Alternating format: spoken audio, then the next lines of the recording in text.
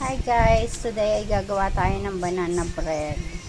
So, sa unang gagawin natin, syempre ay kailangan natin ng banana at atin tong imamash.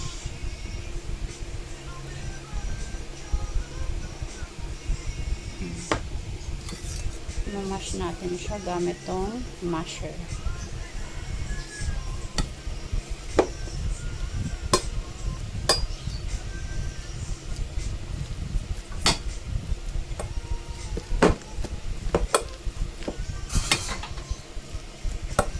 Kung wala naman kayong ganito, pwede kayong gumamit ng tinidor.